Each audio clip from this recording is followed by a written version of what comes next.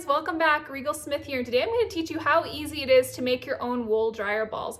Now these are great to throw in your dryer. It helps to dry your clothes more efficiently, helps to fluff them, and you can scent them with a few drops of your favorite doTERRA essential oil to freshen your clothing.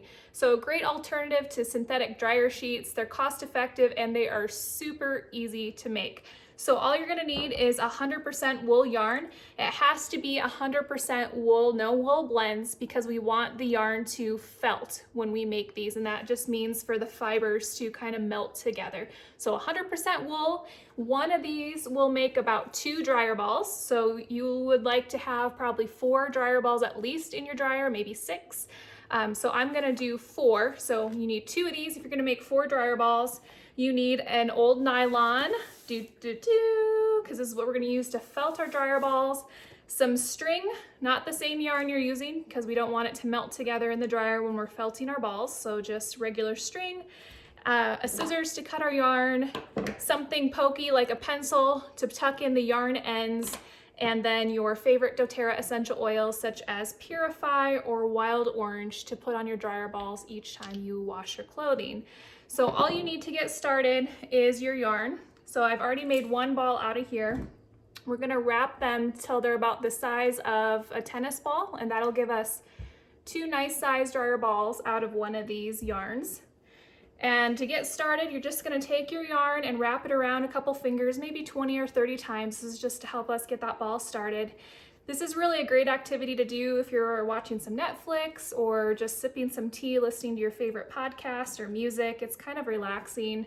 I haven't timed how long it takes me to make them, but probably 20 minutes or so, maybe 15.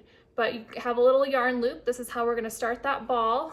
Take it off your finger and then wrap maybe 20 or 30 more times. We're just making a tight little core of our yarn ball. And then just kind of fold it over, and we're just gonna keep wrapping until we have the desired size. Now, the ones I made, I said were about the size of tennis balls. I wouldn't make them any smaller. You could certainly make them larger.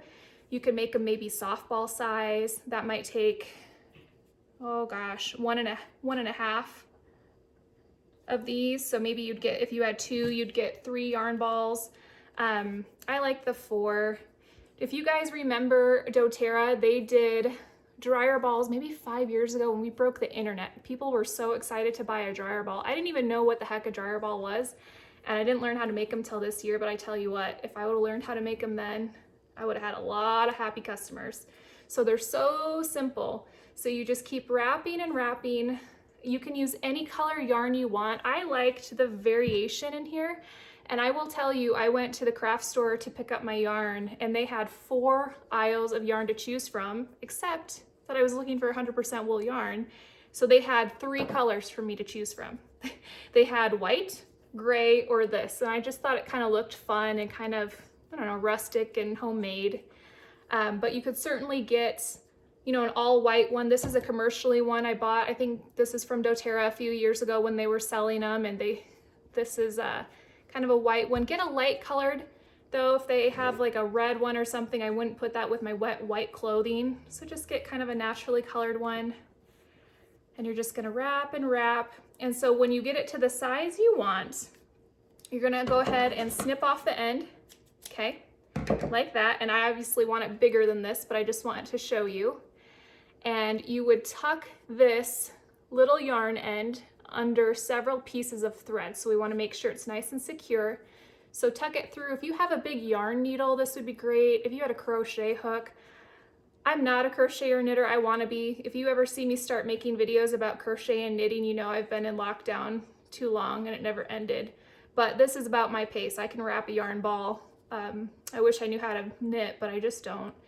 And so once it's tucked in, then you're just gonna secure it with something. It could be a chopstick, it could be that crochet hook, whatever you have. You wanna tuck that tail really deep inside so that these, when they felt, don't come apart. Okay, so this would be a bigger size, so wrap till you want. And then the way we felt these and turn them into dryer balls, we take that fancy nylon like this, and you will probably have 4 dryer balls, and you're gonna stick them all inside this nylon, and we're gonna make like a yarn ball caterpillar I don't know if anyone still wears nylons. I don't know. I used to have to as a kid, and so I went and bought these. It was kind of reminiscent of back in the day when my mom used to make me wear all these nylons. And so then we're gonna separate these. We want these nice and tight because when we felt these, that's the melting process to make them all one ball and not to unravel. You're gonna put whatever string you have and tie it in between. We don't want to use that yarn that we already used because we don't want that to felt and melt.